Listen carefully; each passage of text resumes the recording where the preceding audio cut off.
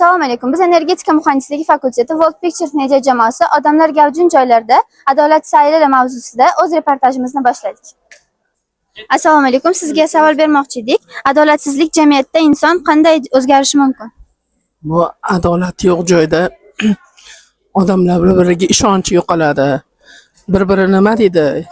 Oldingi eski odamlarimizni gapi bo'yicha insonlar manqurt bo'lib ketadi. Bu manqurt degani bir-biriga mehr oqibatsiz vahshiylashib ketadi degani bu. Misol chunki bir-birini nima qila olmaydi. Misol ko'cha nimasida gapirganda ko'cha odamlari bo'ladi. Biz hozirmiz ko'cha odamlar. Ulardan ham vahshiylashib ketadi bir-birini. Iloji boricha bir-birini nima deydi? Bunday tushuntirish bo'lganda manqurt degan bir nima bo'lgan, oldin yoshligimizda ko'rganmiz.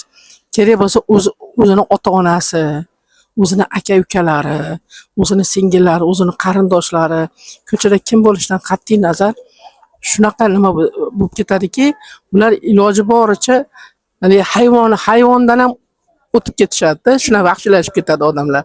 Bu adolat bo'lmagan joyda. Adolat bo'lsa, hamma bir-biriga mehr oqibatli bo'lib keyin yashash mumkin. Ayniqsa hozirgi yoshlarimiz.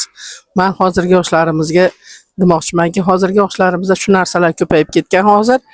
Iloji boricha shu ota-onalarimizni maktablarda, misol mana universitetlarda shu oldin odob nima degan o'tilardi, odam nima degan o'tilardi. Shunaqa narsalarni ko'paytirilsa-yu, shu bizning farzandlarimizga, hozirgi kelajak avlodimizga shu narsalarni uqtirilsa degan umiddaman. Chunki kelajagimiz hozirgi yoshlar qo'lida. Lekin shunchalik manqurtlashib ketmasdan, shunchalik vahshiylanib ketmasligi uchun biz kattalar harakat qilishimiz kerak bu narsaga. Shu iloji boricha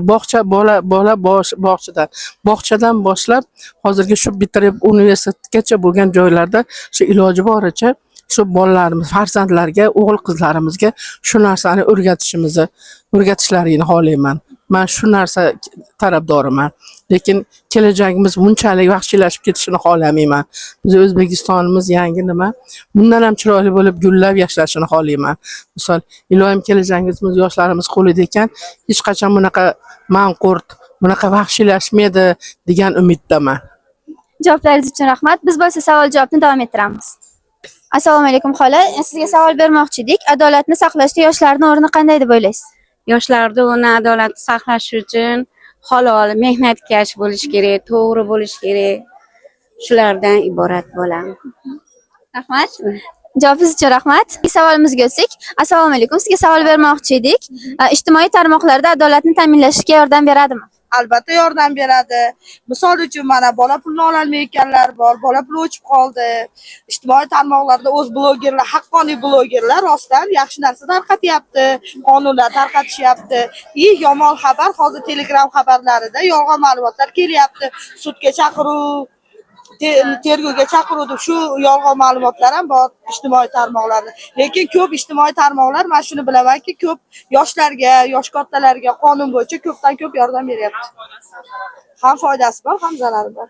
Rahmat. Endi keyingi savolga o'tsak, assalomu alaykum. Sizga savolimiz, adolatni tiklashda jazo muhimmi yoki tarbiya? Menimcha tarbiya muhim. Tarbiyalasa agar endi shu jazoni qaytib qilmasa kerak xatoni. Mening shaxsiy fikrim tarbiyalash kerak. Demak, siz fikringiz bo'yicha jazolash noto'g'ri. Jazolash noto'g'ri. Jazolasangiz u stressga tushib yana shu ishni qilishi ham mumkin. Yaxshilab tarbiya bersangiz agar, может быть, o'shani qilmasligi ham mumkin. Mening fikrim tarbiyalash. Fikrlaringiz uchun rahmat.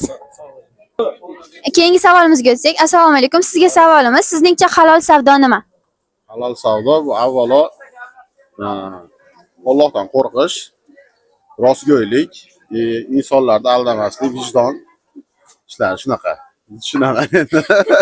Shu avvalo Allohdan qo'rqib, rost gapirib, yolg'on savdo qilmasdan rost savdo qilish. Siz o'zingiz hayotingiz davomida ko'rganmisiz shunaqa tarozidan urganlarni? Endi bu tarozidan urish bu faqat endi tanlayga qo'yib turib nima qilish basda. Masalan, oddiy bir narsani, mahsulotni ko'rinishini boshqacha turib, ichini boshqacha yaltiroq qilib qo'yishdan bu tarozidan urganga to'g'ri kelib qoladi. Masalan, oddiy misol, mana qurtob deylik, qurtobni sizga ko'rinishi qattiq, ichida agar uni bo'lsa, boshqasi bo'lsa, bu ham mana shu taroziga degan narsani bir nimasida.